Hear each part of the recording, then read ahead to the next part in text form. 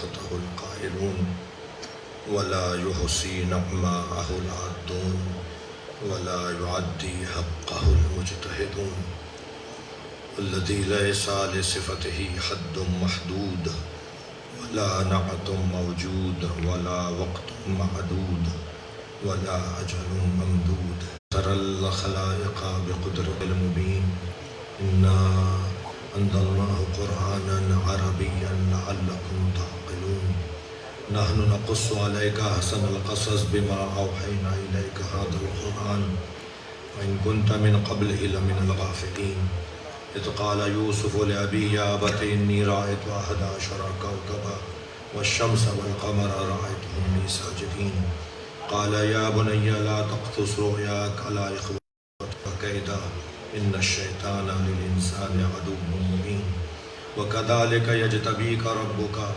ويعلمك من تأويل الأحاديث ويتم نعمته عليك وعلى آل يعقوب كما أتمها على أبويك من قبل إبراهيم وإسحاق إن ربك عليم حكيم لقد كان في يوسف وإخوته آيات للسائلين إذ قالوا ليوسف وأخوه أحب إلى أبينا منا ونحن عصبة إن أبانا لفي ضلال مبين اقتلوا يوسف أو اطرحوه أرضا يخل لكم وجه أبيكم وتكونوا من بعده قوما صالحين قال قائل منهم لا تقتلوا يوسف وألقوه في غيبات الجب يلتقطه بعض السيارة إن كنتم فاعلين قالوا يا أبانا ما لك لا تأمنا على يوسف وإن له لناصحون أرسله معنا غدا يرتع ويلعب وإن له لحافظون قال إني لا يحزنني أن تذهبوا به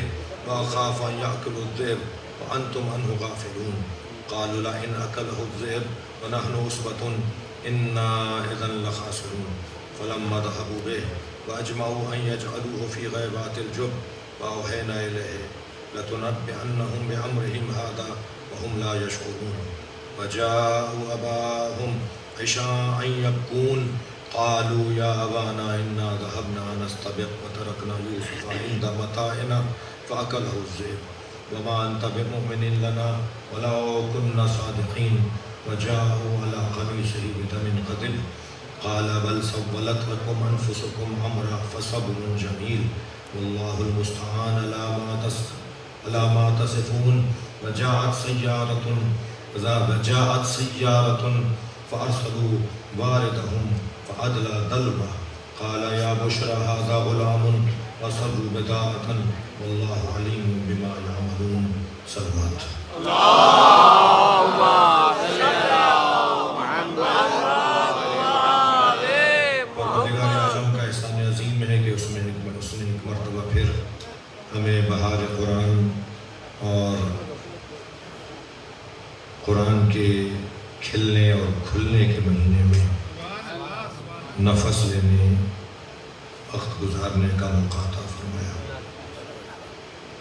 ماہ مبارک رمضان ایک خاص عنایت ہے اللہ کی اپنے بندوں پر اس نے صاحبان ایمان پر روزوں کو اس لیے فرض قرار دیا لعلکم تتقون تاکہ اللہ کے بندے متقی ہو جائیں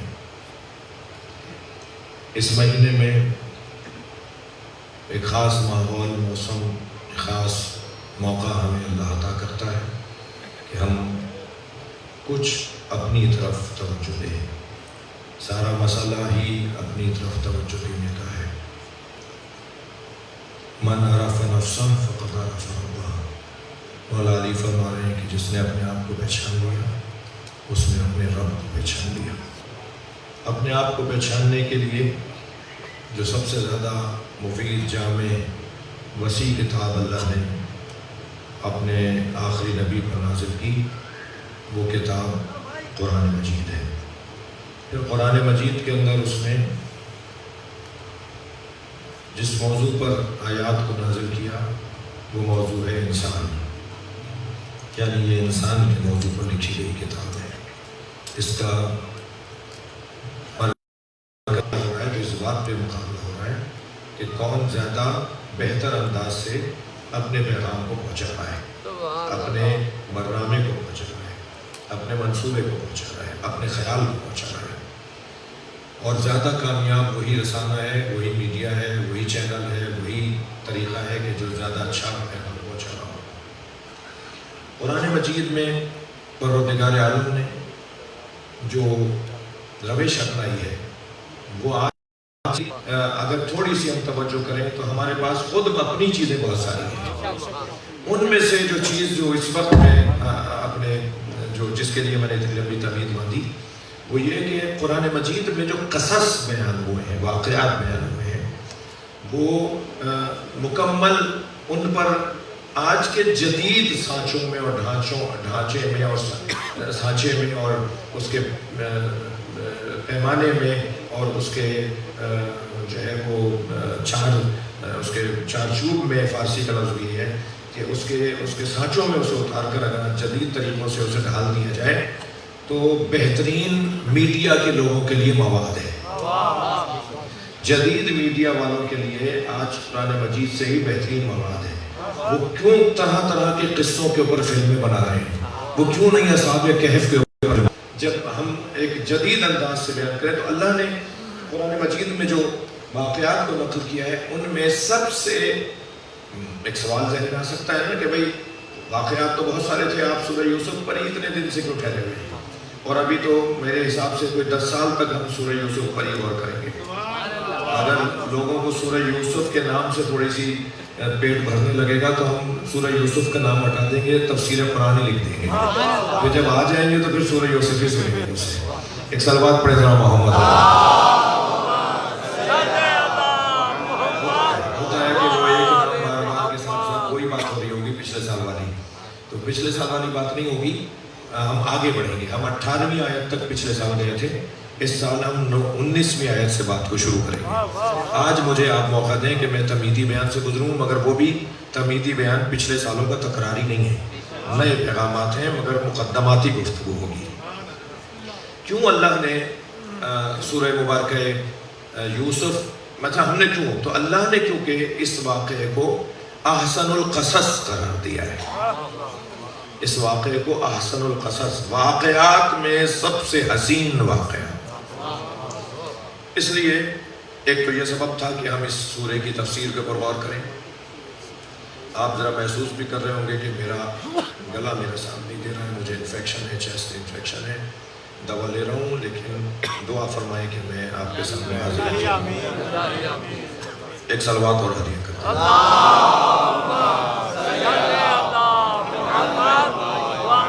ہم نے اس کو اس وجہ سے بھی لیا کہ اس کے اوپر ہم غور کریں۔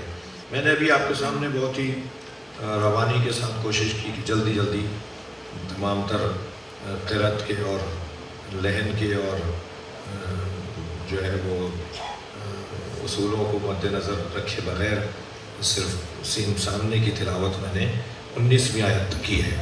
19ویں آیت کے اوپر ہم غور کریں گے، مگر آج مقدماتی گفتگو سے میں آپ کا تعاون چاہتا ہوں۔ سب سے پہلی بات تو یہ کہ ہم حضرت یوسف پر غور کر رہے ہیں۔ حضرت یوسف پڑپوتے ہیں حضرت ابراہیم علیہ السلام کی۔ حضرت ابراہیم علیہ السلام قرآن مجید میں ہمارے نبی کے علاوہ، سرکار دو جہاں کے علاوہ پورے قرآن میں سب سے زیادہ جیسے مثالی وجود اللہ نے قرار دیا ہے، جنہیں اسوہ حسنہ، قد کانت لکم فی ابراہیم اسوۃ حسنہ، ہم نے ابراہیم کے اندر تمہارے لیے اسوہ حسنہ کو قرار دیا ہے۔ اور یہی لہجہ نبی مکرم کے لیے، لقد کان لکم فی رسول اللہ اسوۃ حسنہ، رسول اللہ کو تمہارے لیے ہم نے اسوہ حسنہ قرار دیا۔ یعنی یہ اسوہ حسنہ کا لفظ صرف قرآن میں 2 جگہ آیا ہے، ایک حضرت نبی مکرم کے لیے ہے، ایک حضرت ابراہیم کے لیے ہے۔ یہ کوئی کم بات نہیں ہے۔ یعنی شریعت محمدیہ میں جس کے دین کو اللہ نے شریعت محمدی بنایا ہے وہ دین ابراہیمی ہے۔ آپ حج کے اوپر گئے ہیں، اللہ آپ کو بار بار لے جائے، عمرے پر آپ کو بار بار لے جائے، مدینہ منور کی زیارت کا شرف ہم سب کو بار بار نصیب ہو۔ یہ جو عمرے پر حج پہ ہم جاتے ہیں تو جو مناسک انجام دیتے ہیں وہ حضرت ابراہیم کی ہی گویا یاد ہے کہ جس کو ہم دہراتے ہیں۔ تو حضرت ابراہیم کے 2 فرزند ہیں۔ حضرت اسماعیل اور حضرت اسحاق۔ حضرت ابراہیم 120 سال کی عمر میں صاحب اولاد ہوئے۔ کتنے؟ 120 سال کی عمر میں۔ لہذا بزرگ حضرات نا امید نہ رہے۔ ایک صلوات پڑھیں ذرا محمد۔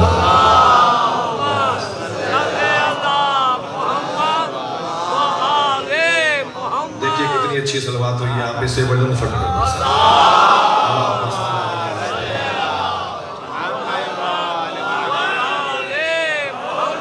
120 سال کی عمر میں حضرت ابراہیم کی یہاں اولاد ہوئی، منت مرادوں سے ہوئی۔ حضرت سارہ سے تو اولاد ہو نہیں رہی تھی، حضرت سارہ ہی حضرت حاجرہ کو لے کر آئیں۔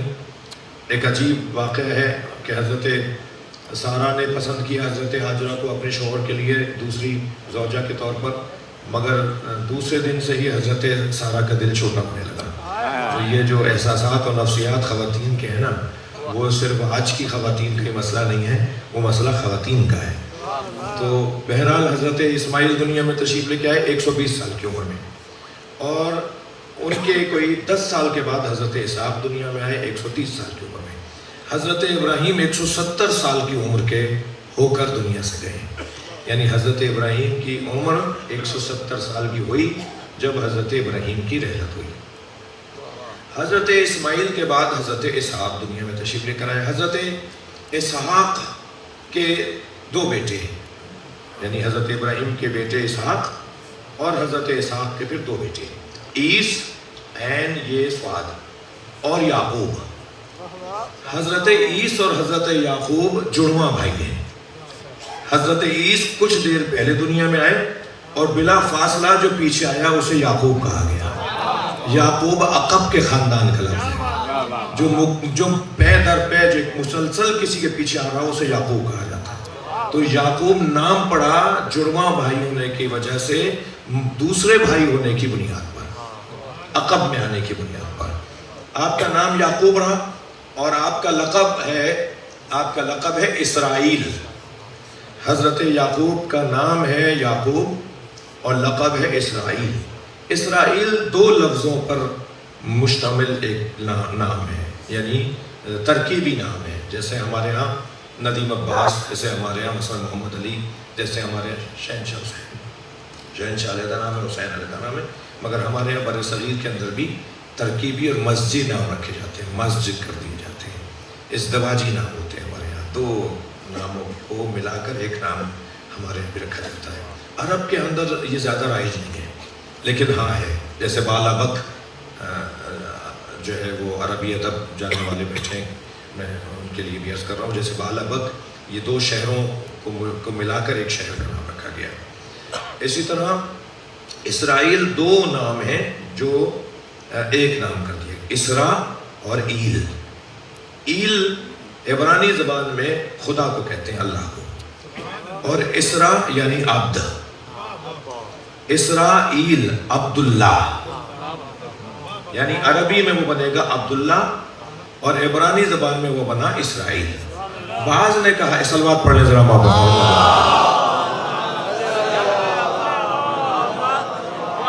بعض نے کہا ہے کہ اسرا کا مطلب ہے قوت، عبد کے معنی میں نہیں ہے۔ بعض لغت دانوں نے کہا کہ اسرا کے معنی عبد کے نہیں ہیں، بلکہ اسرا کے معنی ہے قوت کے، اور ایل کا معنی تو اللہ کے ہیں، تو پھر یہ نام بنے گا قوت اللہ، قدرت اللہ، یعنی حضرت یعقوب کا لقب ہے قدرت اللہ، یا قدرت اللہ، قوت اللہ آپ کا لقب ہے، یا عبداللہ آپ کا لقب ہے۔ حضرت عیس کی شادی ہوئی حضرت اسماعیل کی بیٹی سے، یعنی چچا کی بیٹی سے، اور حضرت یعقوب کی شادی ہوئی اپنے ماموں کے بیٹی سے۔ وہ چاہتے تھے راہیل سے شادی کرنا، ماموں کی بیٹی راہیل۔ ان کو جب ان سے پوچھا گیا حضرت یعقوب سے، حضرت اسحاق نے ان کے ابا نے پوچھا۔ اچھا یہ بھی میں عرض کر دوں کہ حضرت ابراہیم نے ان دونوں نواسوں کو، ان دونوں پوتوں کو گود میں لیا ہے، نہ صرف گود میں لیا ہے بلکہ یہ جوان ہوئے ہیں اپنے دادا کے سامنے۔ حضرت عیس اور حضرت یعقوب، یہ دونوں پوتے حضرت اسحاق کے بیٹے، حضرت ابراہیم کے پوتے، یہ دونوں دادا کے سامنے جوان ہوئے، دادا نے ان کو جوان ہوتے ہوئے دیکھا ہے۔ تو جب حضرت اسحاق سے جو ہے وہ حضرت یعقوب سے شادی کے بارے میں گفتگو گھر میں ہوئی، تو حضرت یعقوب چاہتے تھے کہ ان کی ماموں کی بیٹی راحیل سے ان کی شادی ہو، جو چھوٹی بیٹی تھی۔ رائج یہ جو آج ہے، یہ صرف آج کا رواج نہیں ہے، یہ انسانی تہذیب سے تعلق رکھتا ہے کہ اگر بڑی بیٹی گھر میں موجود ہے تو پہلے کوشش کی جائے گی کہ بڑی بیٹی کی شادی ہو۔ لہٰذا جواب یہ دیا گیا کہ بڑی بیٹی لیا ابھی موجود ہے، بڑی بہن ابھی موجود ہے، تو پہلے لیا کا رشتہ ہو جائے، پھر راحیل کا رشتہ ہم کریں گے۔ تو پھر جب ان کا رشتہ کہیں بہت مناسب نہیں ہو رہا تھا تو حضرت یعقوب سے ان کے ماموں کی بیٹی لیا کی شادی ہوئی، جن سے 10 بیٹے پیدا ہوئے۔ اس زمانے میں 2 بہنوں کو، اب 2 قول نقل کر رہا ہوں، تفسیریں کم و بیش کوئی 15 تفسیریں دیکھنے کے بعد یہ خلاصہ ہے آپ کے سامنے بیان ہوا۔ اور جو میرے اپنے گھر میں 15 تفسیریں ہیں، کم سے کم وہ میں نے ساری دیکھی ہیں۔ تو ان سے جب شادی ہو گئی لیا سے، بڑی بیٹی سے حضرت یعقوب کی، تو ان سے 10 بیٹے پیدا ہوئے۔ تو ایک قول یہ ہے کہ ان کے ہوتے ہوئے ان کی زندگی میں ہی حضرت یعقوب نے پھر خواہش کا اظہار کیا کہ دوسری بہن سے میرا عقد ہو جائے۔ اس وقت میں شریعت ابراہیمی میں، یعنی اس وقت کہیے یا شریعت ابراہیمی کہیے، شریعت ابراہیمی میں 2 سگی بہنوں کا ایک وقت میں ایک گھر میں رکھنا حرام نہیں تھا، یہ شریعت محمدیہ میں حرام ہے۔ 2 سگی بہنیں ایک شوہر کے پاس نہیں ہو سکتی، 2 سگی بہنیں ہمارے ہاں شریعت محمدیہ میں شرعی طور پر جائز نہیں ہے۔ لیکن دوسرا قول، یہ قول ضعیف ہے، میں نقل تو کروں گا نا بھائی، آپ کو بتاؤں گا تو صحیح ان بچوں کو، جوانوں کو، مگر یہ قول ضعیف ہے۔ قول قوی وہی ہے کہ نہیں، حضرت یعقوب کی پہلی زوجہ لیا کا جب انتقال ہو گیا اور ان سے 10 بچے دنیا میں آ چکے تھے، تو پھر حضرت یعقوب سے ان کی بہن کا عقد ہوا جو راحیل جن کا نام تھا۔ راحیل سے 2 بچے دنیا میں آئے، ایک حضرت یوسف، پہلا بچہ حضرت یوسف دنیا میں آئے، اور دوسرا بچہ بنیامین دنیا میں آئے۔ بنیامین کی ولادت پر ان کا انتقال ہوا راحیل کا۔ تو اس طرح یہ 12 بھائی، حضرت یعقوب کے 12 بچے، کیونکہ حضرت یوسف نے کیا کہا ہے جو ہم آیات پہلے پڑھ چکے ہیں، انی رأیت 11 کوكبا لی ساجدین والشمس والقمر لی ساجدین، میں دیکھ رہا ہوں کہ 11 ستارے اور چاند اور سورج میرا سجدہ کر رہے ہیں۔ تو 11 ستارے، 11 بھائی، چاند اور سورج ماں باپ، چاند اور سورج سے مراد ماں باپ۔ یہ ہے کہ وہ بڑی بہن جن کے ہوتے ہوئے دوسری بہن کو لیا گیا تھا، وہ بڑی بہن زندہ تھی، کیونکہ وہ بھی تو ماں ہے، وہ بھی تو شمس اور قمر کے اندر سے ماں باپ کا رشتہ رکھتی ہے۔ لہٰذا یہ قرائن بھی کچھ کہتے ہیں کہ گمان یہ بھی ہے کہ حضرت یعقوب کے گھر میں 2 سگی بہنیں تھیں، لیکن ہم اس بحث میں صرف معلومات کی حد تک جانا چاہ رہے ہیں، ہم کوئی شرعی بحث کے اندر اس میں ہم مبتلا نہیں ہو رہے کہ شریعت کیا کہتی ہے۔ شریعت تو ظاہر ہے ہم شریعت محمدیہ کے، ہم امت مصطفیٰ ہیں، امت محمدیہ کے کلمہ گو ہیں، لہٰذا ہم وہ بات مانیں گے اور عمل کریں گے کہ جو نبی کی شریعت کے اندر ہوا ہو یا ہوئی ہو۔ بہرحال حضرت یعقوب کے یہ 12 بیٹے، 2 ماؤں سے اور 2 بہنوں سے، 2 ماؤں سے، لیا اور راحیل دونوں بیویوں سے دنیا کے اندر تشریف لے کر آئے۔ اور میں نے جیسا کہ عرض کیا کہ اسرائیل حضرت یعقوب کا لقب ہے، اور حضرت یعقوب کی اولاد بنی اسرائیل کہلائی، یعنی قرآن مجید میں جو بنی اسرائیل کا لفظ ہے وہ حضرت یعقوب کی اولاد ہے۔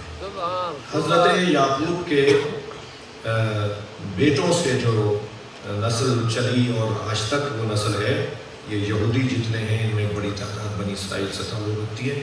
600 نبی حضرت یعقوب کی نسل میں آئے، 1,24,000 نبیوں میں 600 نبی حضرت یعقوب کی نسل میں آئے۔ یہ عجیب اللہ کا انتظام ہے، بلکہ حسین اللہ کا انتظام ہے کہ حضرت اسماعیل کی نسل میں ایک ہی نبی آئے اور وہ ہے محمد مصطفیٰ صلی اللہ علیہ وسلم۔ صلوات ہدیہ کر دینا۔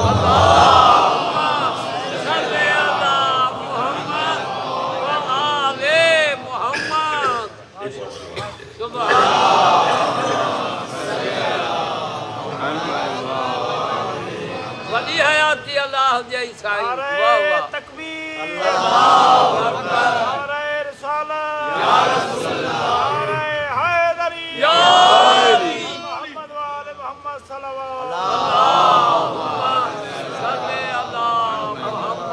میں نے آپ سے عرض کیا کہ آج کی گفتگو ہماری مقدماتی گفتگو ہے۔ اس مقدماتی گفتگو میں مجھے 5 پوائنٹ آپ کے سامنے بیان کرنے کا میں نے سوچا ہے۔ وقت زیادہ ہو جائے گا تو 5 کو 4 بھی کر دوں گا، 3 بھی کر دوں گا، لیکن سوچ کر میں 5 پوائنٹ ہے، جس میں سے 1 پوائنٹ میں نے آپ کے سامنے بیان کر دیا، حضرت یعقوب سے متعلق اور ان کے بچوں سے اور ان کی فیملی سے متعلق مختصر معلومات۔ دوسرا نقطہ جو مقدماتی گفتگو میں آج کرنے کا ہے وہ یہ کہ قرآن مجید کی روش، مفاہیم اور معارف، گہرے اور سنگین پیغامات کو، بہت ہی سالم اور صحیح پیغامات کو، فکری اور نظریاتی اور فطری پیغامات کو سجا کر پیش کرنا اور انتہائی ماہرانہ اور ادیبانہ قالب میں ڈھال کر پیش کرنا، یہ قرآن مجید کی روش ہے۔ قرآن مجید کی جو روشیں ہیں، جو روش ہے، مختلف روشیں ہیں قرآن کی، کہ کبھی وہ واقعات کی صورت میں، کبھی وہ تاریخی صورت میں، کبھی وہ انتہائی سنگین فلسفیانہ لہجے میں بات کرتا ہے، کبھی وہ انتہائی سادہ بات کرتا ہے، بالکل بچوں کو بھی بات سمجھ میں آ جائے، اور کبھی تو وہ اتنی گہری بات کرتا ہے کہ سوائے محمد مصطفیٰ صلی اللہ علیہ وسلم کسی اور کو سمجھ بھی نہیں آتی، یعنی سوائے نبی کے کوئی بات سمجھ ہی نہیں سکتا۔ کچھ ایسی آیات بھی قرآن مجید کے اندر ہیں۔ یہ خود قرآن کی ایک روش ہے کہ تم بھی اپنے اندر، یعنی ہمیں کیونکہ قرآن نے کہا ہے کہ مجھے پڑھو اور مجھ پہ غور کرو، تدبر کرو، تو تم بھی اپنے اندر اتنی سنگینی لے کر آؤ کہ تمہارے اندر یہ ساری چیزیں پائی جاتی ہوں۔ کہیں آپ اتنا آپ کے اندر صلاحیت ہو کہ آپ اتنی آسان بات کریں کہ بچہ بھی آپ کی بات سمجھے، کبھی اگر ضرورت پڑے تو اتنی سنگین اور مشکل بات بھی کریں کہ فلسفی باتیں آپ بھی سمجھیں، اور کبھی آپ بول تو 1000 لوگوں میں رہے ہوں لیکن اس پورے 1000 لوگوں میں ایک بندے کو آپ کچھ کہنا چاہتے ہوں، صرف وہی سمجھے۔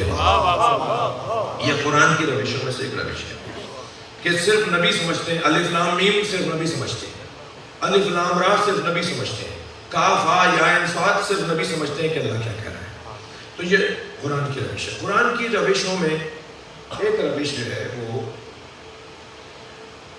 اسویت کو بیان کرنا ہے، آئیڈیل، مثال، نمونہ عمل، ایک رہنما، ایک مثالی زندگی کو پیش کرنا بھی یہ قرآن کی روشوں میں سے ایک روش ہے، جس کو اگر میں خالصتاً ممبر کی زبان سے کہوں، یعنی مدرسے کی زبان میں کہوں تو اسویت، اسوہ، ایک نمونہ عمل ذات، یہ قرآن کا ایک طریقہ رہا ہے۔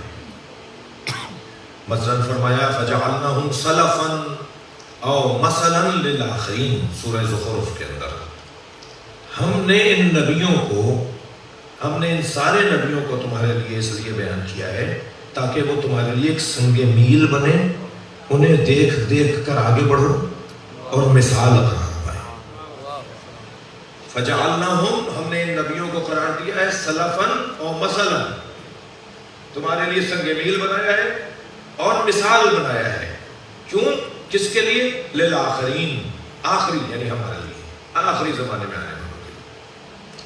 تو قرآن میں 2000 آیات ہیں جس میں انبیاء کرام کا تذکرہ ہے، 6000 کچھ آیات میں 2000 آیات نبیوں سے متعلق ہیں، انبیاء ما سلف، سلفاً ما سلف، پہلے والے نبیوں سے متعلق جو قرآن مجید میں آیات ہیں، ان کی تعداد بنتی ہے تقریباً 2000۔ یہ کم تعداد نہیں ہے، تعداد کا اتنی بڑی تعداد کا ہونا بتا رہا ہے کہ اللہ ان سے کچھ ہمیں سکھانا سمجھانا چاہتا ہے۔ ایک نقطہ، یعنی میری ترتیب میں دوسری بات۔ تیسری بات یہ کہ اللہ نے کچھ قوانین اپنے لیے مرتب کیے ہیں، اللہ نے اس کائنات کے لیے کچھ قوانین کو مرتب کیا ہے. مثلا قانون تعامل ہے، وہ چاہتا ہے کہ عمل انجام دیا جائے، کام کر کے دکھاؤ. مثلا قانون مسابقہ ہے، مسابقت ہے، یعنی مقابلے کا قانون. اللہ چاہتا ہے کہ مقابلہ کر کے دکھاؤ. مثلا وہ ارشاد فرماتا ہے وَلَنَبْلُوَنَّكُمْ بِشَيْءٍ مِّنَ الْخَوْفِ وَالْجُوعِ وَنَقْصٍ مِّنَ الْأَمْوَالِ وَالْأَنفُسِ وَالثَّمَرَاتِ وَبَشِّرِ الصَّابِرِينَ إِذَا أَصَابَتْهُم مُّصِیبَةٌ قَالُوا إِنَّا لِلَّهِ وَإِنَّا إِلَیْهِ رَاجِعُونَ. یہ کیوں؟ لِیَبْلُوَکُمْ أَیُّکُمْ أَحْسَنُ عَمَلًا. دوسری آیت کے اندر، اس آیت کے اندر یہ حصہ نہیں. کیوں؟ مثلا ارشاد فرما رہا ہے کہ تبارک الذی بیدہ الملک الذی خلق الموت والحیات لیبلوکم ایکم احسن عملا. میں چاہتا یہ ہوں کہ تمہیں مقابلے میں دکھو، بہتر سے بہتر عمل کرنے میں ایک دوسرے کا مقابلہ کرو، آگے بڑھو، ریس لگاؤ، دوڑ لگاؤ. اس نے اتنا کیا تو میں اتنا کر کے دکھاؤں گا. یہ اس کا ایک قانون ہے. وہ چاہتا ہے کہ معاشرے میں مقابلے ہوں، مسابقے ہوں. البتہ کسی کو گرانے کے لیے مقابلہ نہ ہو، خود کو بڑھانے کے لیے مقابلہ. کسی کو کمزور بنانے کے لیے مقابلہ نہیں ہے، خود کو مضبوط بنانے کے لیے مقابلہ ہے. یہ تو نیتوں کا مسئلہ ہے نا. صلوات پڑھیں گے محمد.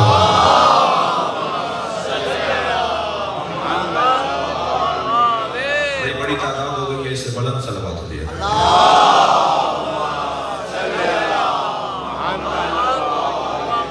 میرے دوست بھی سیٹنگ کرنے کے بعد بیٹھ جایا کریں تو اچھا ہے، ذرا دوستوں کو آسانی رہے گی دیکھنے میں. اور کیمرے زیادہ بھی ہو گئے محمد علی بھائی، تو ان کے لیے جو ہے نا وہ مختلف جگہوں پر رہیں گے تو زیادہ اچھا رہے گا. ایک صلوات اور نبی کی ذات پہ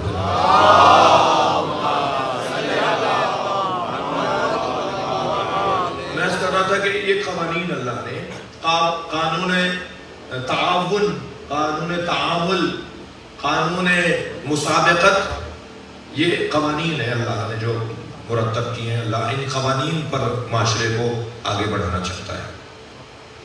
ان قوانین میں قانون تکامل، مسلسل تدریجاً معاشرہ کمال کی طرف جائے، یہ اللہ کا ہدف ہے. یہ چاہتا ہے اللہ معاشرہ. اب مسلسل جو کمال کی طرف معاشرہ جائے گا، اس کے لیے اس نے کیا اہتمام کیا ہے؟ قانون اس نے بنایا ہے تو قانون پہ عملداری کا بھی وہی انتظام کرے گا. قانون اس نے بنایا ہے تو پھر قانون پہ عمل بھی وہی کروائے گا. اس نے قانون تکامل کے لیے کیا انتظام کیا ہے؟ قانون تکامل کے لیے اس نے جو انتظام کیا ہے کہ کس طرح معاشرے کی فکر، معاشرے کی سوچ، نظریات آہستہ آہستہ تکامل کی طرف جائیں. اس نے تدریجاً آسمانی کتابوں کو نازل کیا، سنگین وجود رکھنے والے علمی اعتبار سے سنگین وجود رکھنے والے نبیوں کو مبعوث کیا. پہلے دن حضرت نبی مکرم کو نہیں بھیجا. اتنا بڑا معلم پہلی کلاس لینے نہیں آئے گا. جیسے جیسے شعور بڑھتا جا رہا ہے ایسے ایسے معلم بھی سنگین بھیجا جاتا ہے. حضرت آدم کے زمانے میں حضرت آدم کافی تھے اس زمانے کے لیے. حضرت آدم پہلے نبی ہیں مگر صاحب شریعت نہیں ہے. کیوں؟ اس لیے کہ شریعت کی ضرورت ہی نہیں تھی اس وقت کے لوگوں کو. ان کی ذہنی اور فکری نظریاتی معیار ہی اتنا نہیں تھا کہ انہیں شریعت دی جائے. ان کے لیے تو ایک وما علینا الا البلاغ کہنے والا کافی ہے. انہیں تو صرف بات پہنچانے والا کافی ہے. پھر آہستہ آہستہ آپ آگے بڑھیے. حضرت نوح کا زمانہ آتا ہے، پھر حضرت ابراہیم کا زمانہ آتا ہے، حضرت موسیٰ. جیسے جیسے تکامل کے قانون پر معاشرہ عمل کرتا جاتا ہے ایسے ایسے نبیوں کو بھی سنگین وجودوں کو بھیجا جاتا رہا، کتابیں بھی بھیجی جاتی رہی. قانون تکامل کے ہی مطابق حضرت یوسف علیہ السلام کا یہ قصہ قرآن میں اللہ نے نازل کیا ہے. اس پورے قصے کو پڑھنے کے بعد انسان فکری طور پر جتنا مضبوط ہو جاتا ہے، اور نہ صرف فکری طور پر، توجہ ہے بولا تھی، نہ صرف فکری طور پر مضبوط ہو جاتا ہے بلکہ فکر نتیجہ دیتی ہے عمل کی صورت میں. یعنی ہو نہیں سکتا کہ کسی کی فکر بلند ہو اس کا عمل بلند نہ ہو. اگر عمل بلند نہیں ہو رہا تو ماننا پڑے گا کہ وہ فکر اس نے اپنائی ضرور ہے، یعنی سنی ضرور ہے، مگر وہ اس کا حصہ نہیں بنا ہے، اس کی وجود کا حصہ نہیں بنا ہے۔ اگر میرے اور آپ کے وجود کا حصہ ولایت علی ہے تو یہ کیسے ممکن ہے مولا علی کا نام آئے اور ہمارے چہرے پہ تراوٹ نہ آئے؟ صلوات پڑھنے محمد و آلہ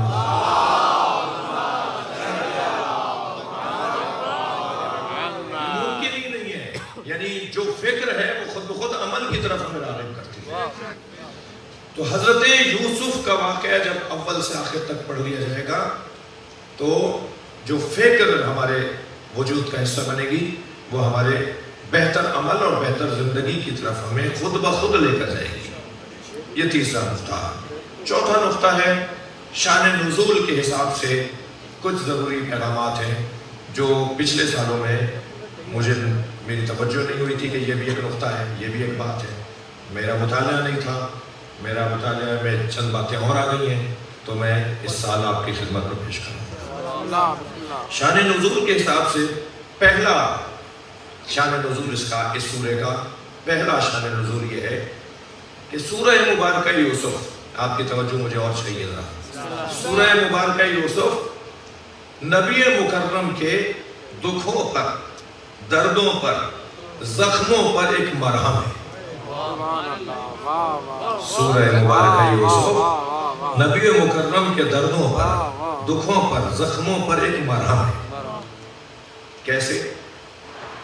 یہ سورہ نازل ہوا ہے اسی سال جس سال بنی ہاشم کو مکے میں انتہائی سختیوں کا سامنا ہے۔ دہو میں بعثت کا 10واں سال، شیب ابی طالب، سوشل بائیکاٹ، کھانے پینے پر پابندی، آنے جانے پر پابندی، خاندان مصطفیٰ کہیں جا آ نہیں سکتا آسانی کے ساتھ، خرید و فروخت نہیں کر سکتے بازار کے اندر جا کر، میل ملاپ کے اندر وہ کیسے ملنے چلا گیا، اس قبیلے سے تعلق توڑ دیں گے کیوں بنی ہاشم سے ملنے گئے۔ ایسا گھٹن کا ماحول، ایسا تنگی کا ماحول، اور اس ماحول کے اندر سورہ یوسف کو اللہ نے نبی پر نازل کیا۔ اے میرے مصطفیٰ، اگر تمہارے ساتھ ایسا ہو رہا ہے تو ایک نبی کے ساتھ تو بھائیوں نے ایسا کیا ہے۔ یہ نبی مکرم کے زخموں پر ایک مرہم۔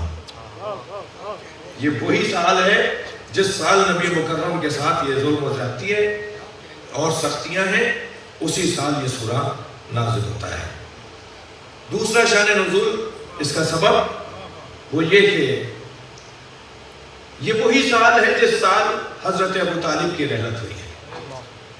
حضرت ابو طالب کی رحلت نے نبی مکرم کو اتنا غمگین کیا، اتنا مقدر خاطر کیا، اتنا آپ کی طبیعت پر، آپ کے وجود پر، آپ کے روح کے اوپر اس کا اثر ہوا کہ آپ کو سکوت کی کیفیت طاری ہو گئی۔ آپ بول نہیں رہے تھے، بات نہیں کر رہے تھے، آپ کے وجود پر اداسی، غم طاری تھا، آپ غمزدہ تھے، اتنے غمزدہ تھے کہ نبی مکرم نے اللہ سے خواہش کی کہ یا اللہ، میں اس غم کو، اس سوچ کو، اس دکھ کو اپنے ذہن سے نکالنا نہیں چاہتا، میں اس غم میں رہنا چاہتا ہوں۔ 1 سال تک اس غم میں نہیں رہے، عام الحزن قرار دیا اس سال بھر غم کیا ہے حضرت نبی مکرم نے حضرت ابو طالب کا۔ ابو طالب علیہ السلام، حضرت ابو طالب علیہ السلام 18 سال کے کڑیل جوان نہیں تھے۔ حضرت ابو طالب کو کسی نے تیر نہیں مارا تھا، حضرت ابو طالب کے گلے پہ کسی نے خنجر نہیں چلایا تھا، حضرت ابو طالب کو پیاسا کر کے نہیں مارا تھا۔ حضرت ابو طالب مسن تھے، معمر تھے۔ حضرت ابو طالب ضعیف العمر تھے۔ اس کے بعد نبی مکرم نے ان کے جانے کا، اور تبھی دنیا سے گئے، کسی نے مارا نہیں انہیں، تبھی دنیا سے گئے، تب حضرت نبی مکرم نے ان کا غم منایا ہے۔ تو اگر ابو طالب علیہ السلام کا غم حضرت نبی مکرم 1 سال تک منائے اور اسے اسلام اپنی تعلیمات کا حصہ بنائے، تو وہ نبی کے پیارے جنہیں بھوکا پیاسا ذبح کر دیا گیا، ان کا غم منانا کیوں کر غیر شریعت ہو سکتا ہے، غیر دین ہو سکتا ہے۔ عین شریعت ہے، عین سنت ہے، عین اسلام ہے غم حسین، اس لیے کہ نبی اپنے نواسوں کے، اپنے بچوں کے غم میں مبتلا ہے۔ بر محمد والے محمد بلند تر صلوات.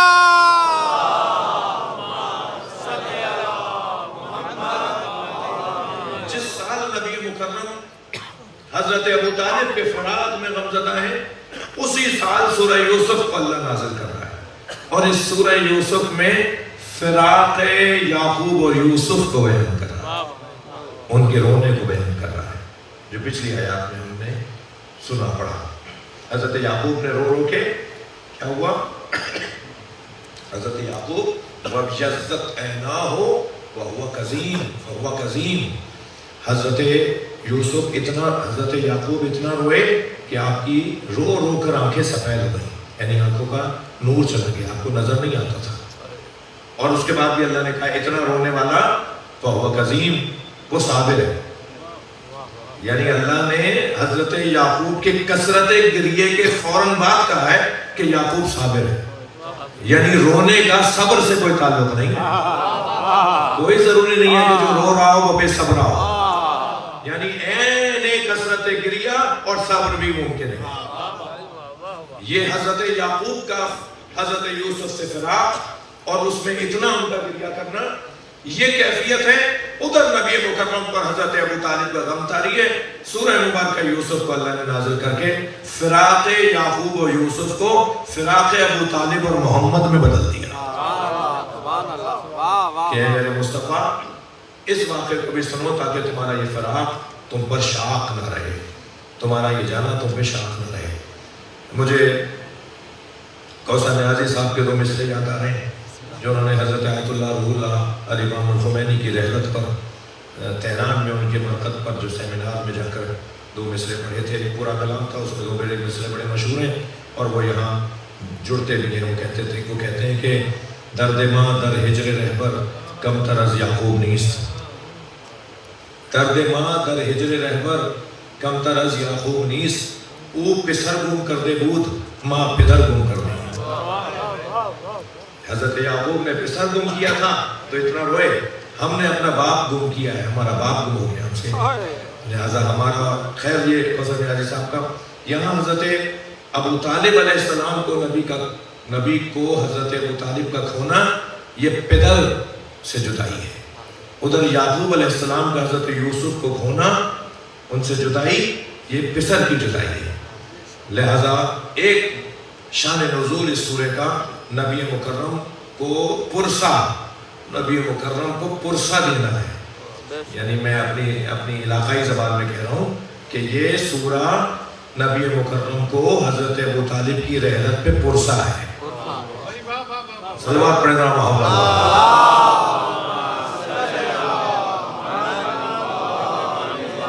ایک یہ شان نزول. اس کے علاوہ جو چوتھا شان نزول وہ میں آپ کی خدمت میں عرض کروں کہ معاف کیجیے گا، تیسرا شان نزول یہودیوں کو بڑا، آپ بھی تو بولے، میں چوتھا بھول گیا.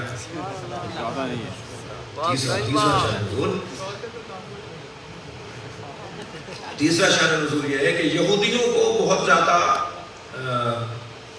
احساس تھا، شوق تھا، ان کی خواہش تھی، ان کی طلب تھی کہ وہ یہ جانیں کہ حضرت یعقوب اور ان کا خاندان کنعان سے مصر کیوں ہجرت کر کے گیا. یہ تو کنعانی لوگ تھے، ان کا تو پتہ نہیں کچھ کوئی اور تھا. جی یہ مصر کیسے منتقل ہو گئے سب کے ساتھ؟ انہوں نے ہجرت کر کے وہاں کیوں چلے گئے؟ کیونکہ وہ سارا قصہ جو آگے بھی آئے گا، جب حضرت یوسف کے بھائیوں کے ساتھ حضرت یوسف کی ملاقات ہو گئی، وہ گندم لینے آئے تھے اور پھر حضرت یعقوب کو قمیض بھیجی حضرت یوسف نے. حضرت یعقوب نے حضرت یوسف کی قمیض اپنی آنکھوں سے لگائی تو ان کا نور پلٹ کر آ گیا. پھر حضرت یعقوب اپنے بچوں کے ساتھ، بیٹوں کے ساتھ حضرت یوسف سے ملنے کے لیے مصر آئے. مصر میں پھر حضرت یوسف نے انہیں روک لیا. اس طرح یہ پورا خاندان کنعان سے منتقل ہو کر ہجرت کر کے مصر آ گیا تھا. یہ کیوں آ گیا؟ یہودیوں کا بڑا گہرا تعلق ہے اس خاندان کے ساتھ، بنی اسرائیل. جی انہی کی نسل سے ایک بڑی تعداد میں یہودیوں کا. تو وہ جاننا چاہتے تھے. انہیں ان کے بڑوں نے یہ بتایا تھا کہ جو یوسف اور یوسف کے بھائیوں سے متعلق معلومات فراہم کرے، میں لفظوں کو بہتر کرتا ہوں، جو دعوی نبوت کرے اس کی نبوت پر دلیل یہ ہو کہ اس سے پوچھا جائے کہ یوسف اور یوسف کے بھائیوں کا قصہ کیا تھا، اگر وہ یوسف اور یوسف کے بھائیوں کا قصہ بتا دے تو سمجھو وہی نبی ہے۔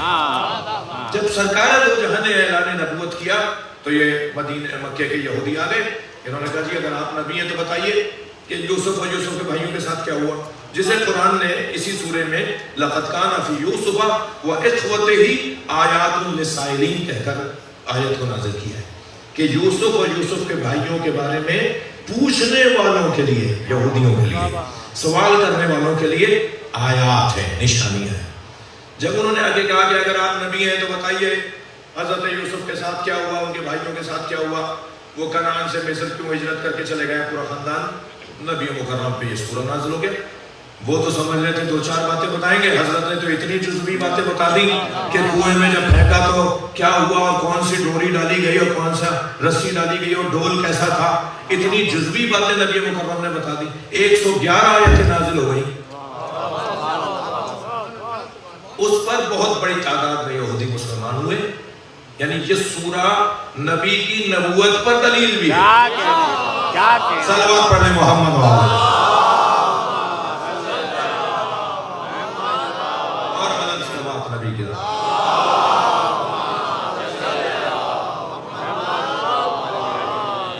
یہ تیسرے شان نزول اور چوتھا شان نزول اس سورے کا نقل ہے کہ رسول اللہ صلی اللہ علیہ وآلہ وسلم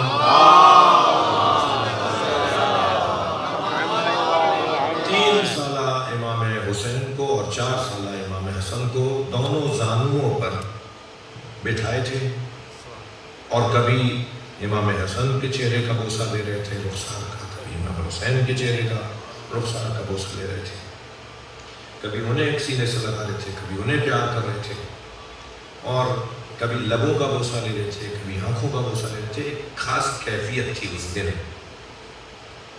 پیار کا اظہار، محبت کا اظہار، کہ جبریل نازل ہو گئے، اور جبریل نے نازل ہو کر کہا یا رسول اللہ آپ ان سے کتنی محبت کرتے ہیں؟ فرمایا اولادنا اکبادنا، میری اولاد میرا جگر ہے، میری اولاد اکبادنا، کبد کہتے ہیں جگر کو، اس کی جمع ہے اکباد، کہ میری اولاد میرے جگر ہے، میرے جگر ہے۔ جبریل نے سوال کیا یا رسول اللہ دونوں کو ایک ساتھ چاہتے ہیں؟ فرمایا کہ میں دونوں کو ایک ساتھ چاہتا ہوں، میرے نزدیک دونوں میرے بچے مجھے پیارے ہیں، عزیز ہیں۔ جبریل نے کہا یا رسول اللہ ان دونوں کے بارے میں آپ کو ایک غمناک خبر دوں؟ حضرت نے فرمایا جبریل کیا کہنا چاہتے ہو؟ کہا یا رسول اللہ ان دونوں کو بے دردی کے ساتھ مار دیا جائے گا، ایک کو زہر سے مار دیں گے اور ایک کے گلے پہ خنجر چلا دیں گے۔ یہ سن کر نبی نے ان دونوں بچوں کو اور لپٹایا اور ان کو لپٹا کر روئے، گریہ کیا، اور اتنا گریہ کیا کہ سرکار بے ہوش ہو گئے۔ جناب زہرا صلی اللہ علیہ نے نبی مکرم کی اس بے ہوشی کی کیفیت سے دونوں بچوں کو نبی کی آغوش سے لیا اور نبی مکرم کی تیمارداری میں مصروف ہوئے۔ اسی اثنا میں نبی کی آنکھ کھلی اور آپ کو بے ہوشی سے فاقہ ہوا، تو جبریل نے فرمایا یا رسول اللہ اللہ نے کہا ہے کہ میں صبور بھی ہوں اور غیور بھی ہوں، میں صبور ہوں دشمنوں کی، میں صبور ہوں غیروں کی دشمنی پر، اور میں غیور ہوں اپنوں کی دشمنی پر۔ جب غیر دشمنی کریں تو اس پر میں صبور ہوں، اور جب اپنے دشمنی کریں، شاہ جی آپ بھی بہت کہتے ہیں کہ اللہ آپ کو کچھ لوگوں سے بچائے، جب اپنے دشمنی کریں تو اسے اس کیفیت میں غیور، میں صبور بھی ہوں۔ اللہ کیا کہہ رہا ہے؟ میں صبور بھی ہوں۔ مجھے تو بڑا ہے کس کے اندر پیغام ملا ہے، یعنی ہم دوسروں کی زیادتیوں پر صبر کریں گے اور اپنوں کی زیادتیوں پر غیرت مندی کا اظہار کریں گے۔ غیرت مند کون ہے؟ جو اپنوں کی زیادتیوں پر صبر کرے، برداشت کرے۔ کہا میں صبور بھی ہوں، غیور بھی۔ اے میرے نبی تم صبور بھی رہو اور غیور بھی رہو۔ تو نبی مکرم نے اپنے آنسو صاف کرتے ہوئے فرمایا کہ انہیں مارے گا کون، میرے ان بچوں کو مارے گا کون؟ تو فرمایا کہ آپ کے ان بچوں کو آپ کے امتی ماریں گے، آپ کے حسن کو بھی آپ کا کلمہ پڑھنے والے ماریں گے، آپ کے حسین کو بھی آپ کا کلمہ پڑھنے والے ماریں گے۔ تو حضرت نے بے ساختہ فرمایا امتی یؤمنون بی ویرجون شفاعتی ثم یقتلون ولدی عجما من امتی۔ حضرت نے فرمایا میری امت میرا ہی کلمہ پڑھتی ہے، مجھ سے ہی شفاعت کی امید رکھتی ہے، اور میری ہی اولاد کو مارے گی۔ تعجب ہو ایسی امت کا، یہ نبی نے فرمایا تعجب ہو ایسی امت کا۔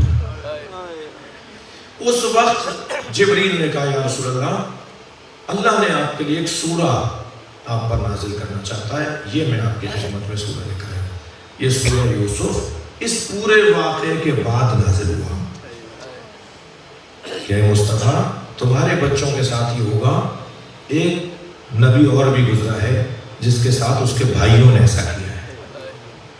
تو یہ سورہ حضرت نبی مکرم کے اوپر اس لیے نازل کیا گیا کہ آپ کو اپنے حسن و حسین کی مصیبت پر تسلی اور پرسہ فراہم کیا جا سکے۔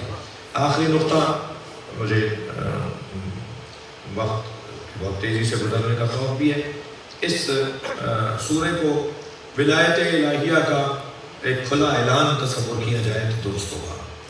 یہ پورا سورہ اللہ کی ولایت کو بیان کر رہا ہے۔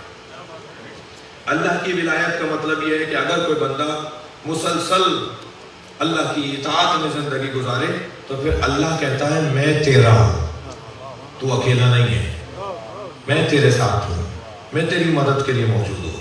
جو مسلسل اللہ کی بندگی میں زندگی گزارے پھر اللہ اسے اپنا بنا لیتا ہے۔ لہذا حدیث میں ہے اعزہ بعزتہ، اللہ پھر اس کی عزت اپنی عزت سے بڑھاتا ہے۔ اعزہ بعزتہ، اللہ پھر اس کو عزت دار بنا دیتا ہے کیونکہ وہ خود صاحب عزت ہے۔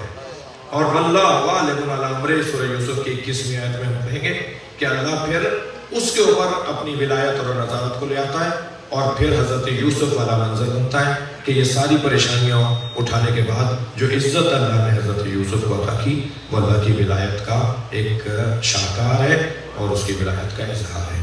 اللہ ہمیں اس سورے سے زیادہ استفادے کی توفیق عطا فرمائے۔ ایک بلند صلوات کے بعد چند سوالات۔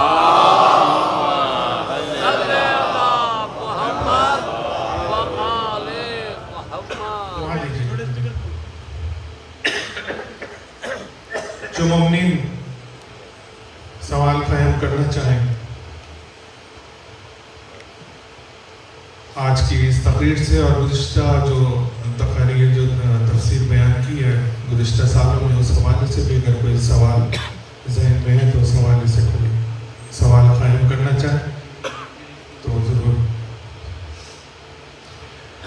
خواتین میں بھی مائک موجود ہے، اگر خواتین کی طرف سے بھی کوئی سوال قائم کرنا چاہے تو وہ بھی انشاءاللہ۔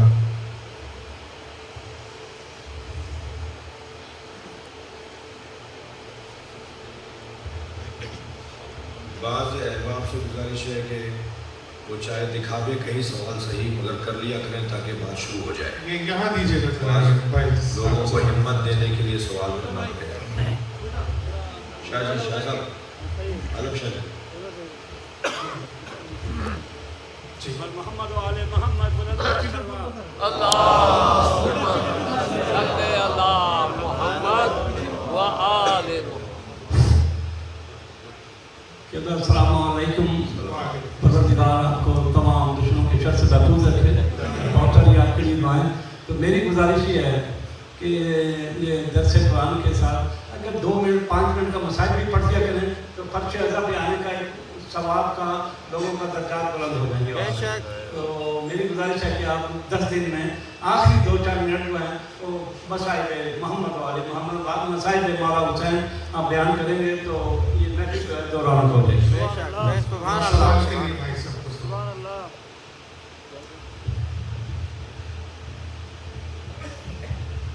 خواتین میں چھوٹا اسپیکر بھی بولتے ہیں، خواتین میں اپنا نام بتائیے ذرا۔ میرا آپریشن ہوا ہوا ہے، نام ساجد حسین نام ہے میرا۔ جی میرا 8 سال پہلے آپریشن ہوا تھا، میری پیٹ کے آنتے باہر ہیں اللہ شفا دونوں سائڈوں میں۔ اب میں ادھر بعض اوقات بیگ نہیں لگاؤں اور ادھر ادھر سے میں روزے کے لیے نماز کے لیے وضو کروں تو ادھر سے کوئی پانی نکلے پیٹ سے، تو اس حالت میں میرا وضو قائم رہ سکتا نہیں رہ سکتا؟ جی، اس حالت میں آپ کا وضو قائم رہے گا، آپ کا روزہ صحیح ہے، آپ کا وضو صحیح ہے۔ آپ نماز پڑھنے کے لیے صرف اگر وہ نجاست کا عنوان ہے، وہ جو چیز نکل رہی ہے، خون ہے یا اس طرح کی چیز ہے جیسے نجس، ضروری نہیں ہے کہ وہ نجس ہی ہو، لیکن اگر نجس چیز نکل رہی ہے تو صرف اس جگہ کو پاک کریں گے نماز پڑھنے کے لیے۔ ادھر دیکھیے جی، خواتین کی طرف سے۔ جی السلام علیکم، میرا ایک سوال ہے کہ آپ نے جو تفصیل بیان کر رکھی ہے اس میں آپ نے کہا کہ یہ شیبے کی تعمیر جو ہمارا تکلیف کا دور گزرا جس وقت اس نے بھی نازل ہوا، پھر آپ نے بھی کہا کہ جب امام حسن اور امام صلی اللہ علیہ وسلم گود میں تھے تو جب ہوا تو شاید تھوڑی سی کنفیوژن ہو جاتی ہے، اس کو کنفیوژن نہیں ہے کیونکہ سورہ کی شان نزول، سورہ کا شان نزول ہمیشہ اس کے نازل زمانے میں پیش آنے والے حالات کے مطابق، بعض اوقات شان نزول بعد میں آئے گا، بعض اوقات شان نزول بعد میں آئے گا۔ یعنی میں مثال دیتا ہوں، ایک نہیں 10ویں قرآن میں مثال ہے کہ آیت نبی پر نازل ہوئی ہے مگر ہے وہ آخری زمانے کے لیے، اس کا سبب نزول جو ہے وہ آخری زمانہ، آخری زمانے میں وہ سبب نزول آئے گا اس کا۔ اچھا، اس وقت کے لوگ نہیں سمجھیں گے اس بات کو کہ یہ بس میں نے آج طے کر لیا کہ اب میں اپنے ہاتھ سے نہیں مار دیتا ہوں، ان سارے یہودیوں اور عیسائیوں کو مار دو۔ تو وہاں ابن حوشب نامی ایک صحابی، ایک راوی تشریف فرما تھے جو دربار حجاج میں بھی تھے، اور عجیب بات یہ ہے کہ صحابی امام محمد باقر بھی تھے۔ اللہم صلی علی محمد۔ کتنا مشکل دور تھا چاہنے والوں کے لیے، کتنا مشکل دور تھا جی۔ آج اگر ایک منظر بھی کوئی نظر آ جائے نا تو فوراً تہمت لگے گی یہ فلاں ہے۔ بہت مشکل دور تھا، ائمہ کے دور میں جب ایسا تھا تو آج کے دور میں تو بہت اور زیادہ یہ چیز جو ہے وہ ممکن ہے، جب اس وقت میں ممکن تھا۔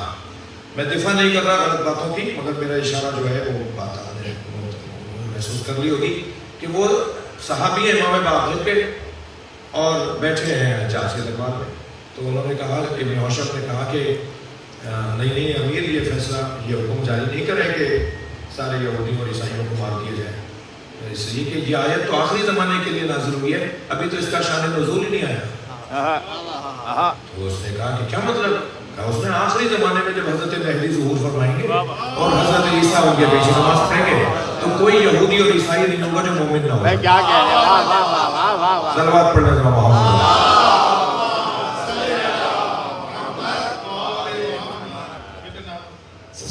السلام علیکم، میں فرحان علی بات کر رہا ہوں، اور میرا یہ سوال ہے، جیسے آپ نے ارشاد فرمایا کہ حضرت یعقوب علیہ السلام کا جو لقب ہے وہ اسرائیل ہے، اور اس میں جو عیل لفظ ہے وہ اللہ سے منسوب ہے، یعنی اس کی اگر ہم عربی میں کریں گے تو وہ اللہ لفظ بنے گا۔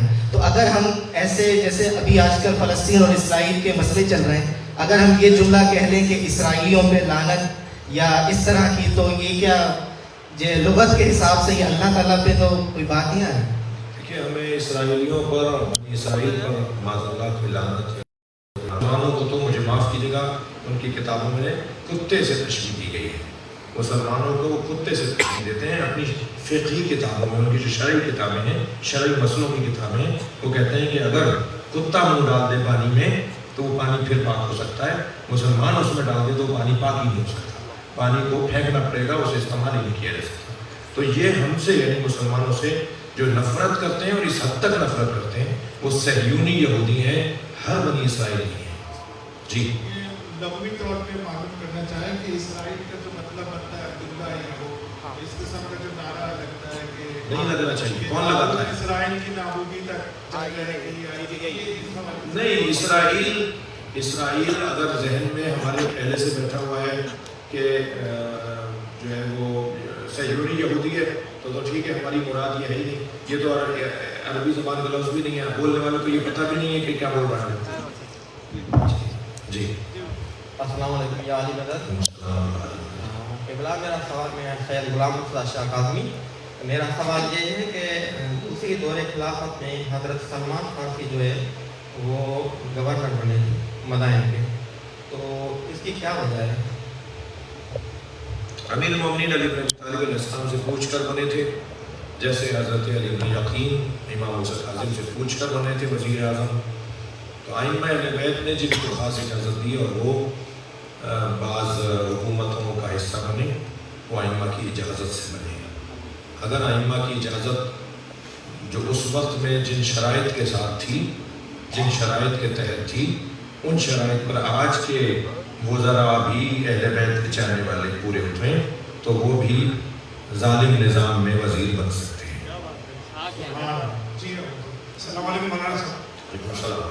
اب تک جو آیات تلاوت کی ہیں آپ نے, جیسے ہمارے موجودہ سماج و معاشرے کے واسطے کیا رہنمائی فراہم ہوتی ہے, اور اس کو تھوڑی سی ہم جب اس کی تلاوت کرتے ہیں, قرآن پڑھتے ہیں, اپنے موجودہ معاشرے و سماج کے لیے کیا ہمارے لیے ہے؟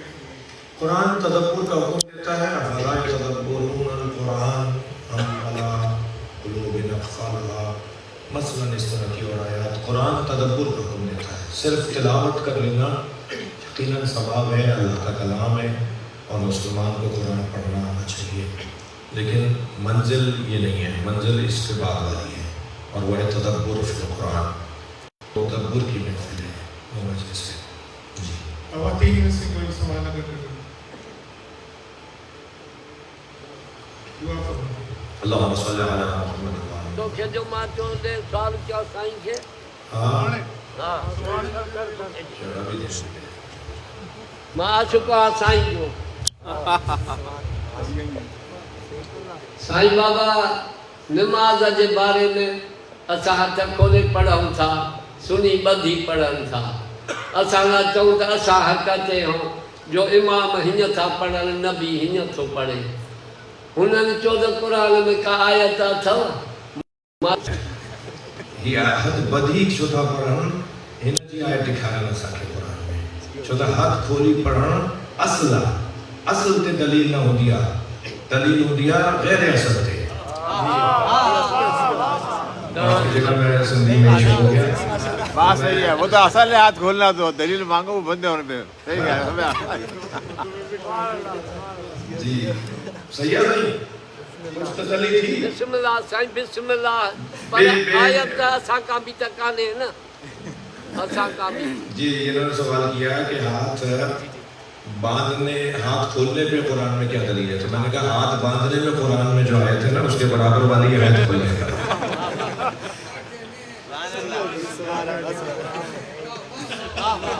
ارے بھائی قرآن میں تو اصل پہ دلیل تھوڑی دی جائے گی. اصل ہے کھولنا, پیدا ہوئے کھول کے, دفنائے جاؤ گے کھول کے, پڑے رہتے ہو کھول کے. باندھنے پہ دلیل دی جائے گی نا. بیٹھنے کو عبادت شمار.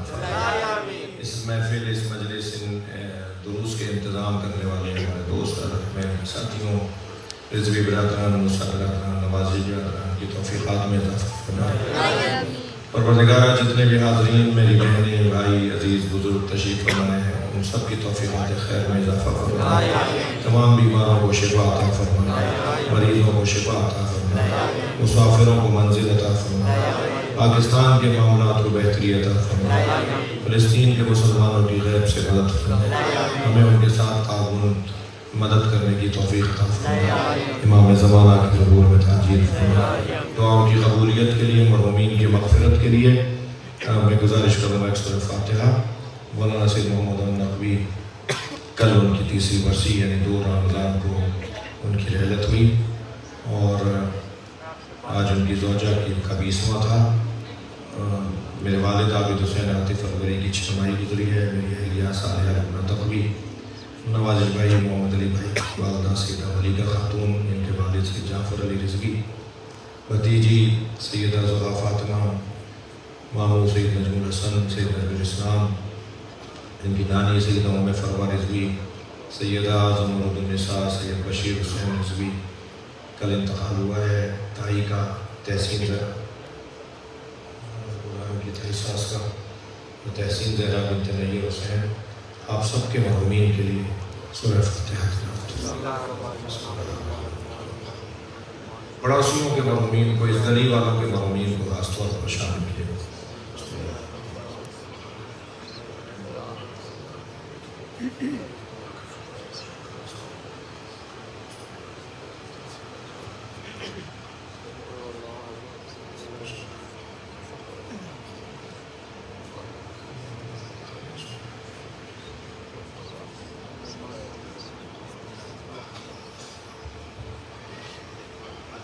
مغفرت کے لیے، دعاؤں کی قبولیت کے لیے بلند کر صلوات۔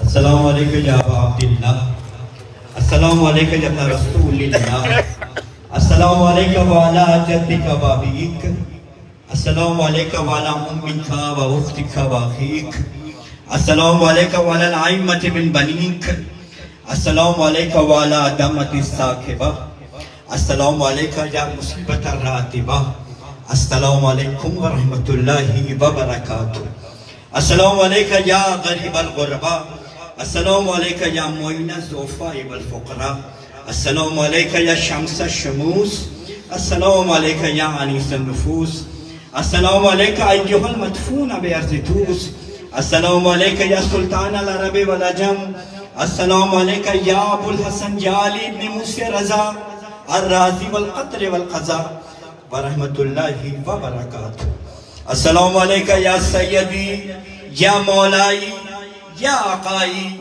السلام علیکم یا صاحب العصر والزمان، الامان الامان الامان من فتنة الزمان، السلام علیکم یا شیخ القرآن، السلام علیکم یا مظہر الایمان، السلام علیکم یا امام زماننا ھذا عجل اللہ تعالی فرجک وسہل اللہ تعالی مخرجک وظہورک وجعلنا من انصارک واعوانک ورحمۃ اللہ وبرکاتہ۔ ماشاءاللہ، جزاک اللہ۔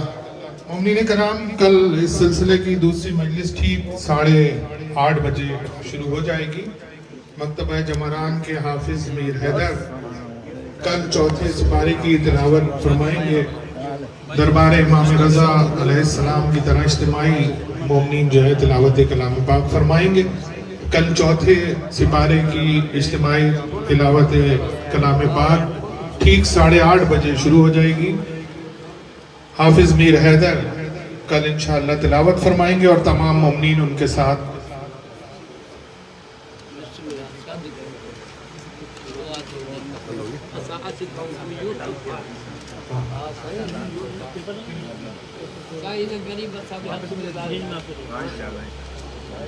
کل انشاءاللہ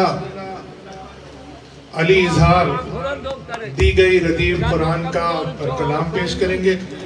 منتخب شعراء کرام جنہیں قبلہ علامہ شہنشاہ حسین نقوی صاحب کی دی گئی ردیف جو ان کی مشاورت سے دی گئی ہے، جن کا انتخاب کیا گیا اس سال، انشاءاللہ وہ شعراء کرام ان مجالس سے سلام پیش کرنے، کلام فضیلت قرآن کے حوالے سے پیش فرمانے۔ کل انشاءاللہ تیسرے عشرے کی دوسری مجلس سورہ یوسف کی تفسیر سے ٹھیک 9 بجے ادیب پاکستان حجت الاسلام والمسلمین علامہ شہنشاہ حسین نقوی صاحب زیب ممبر ہوں گے۔ مومنین وقت کی پابندی کے ساتھ ان مجالس میں شرکت فرمائیں۔ الحرمین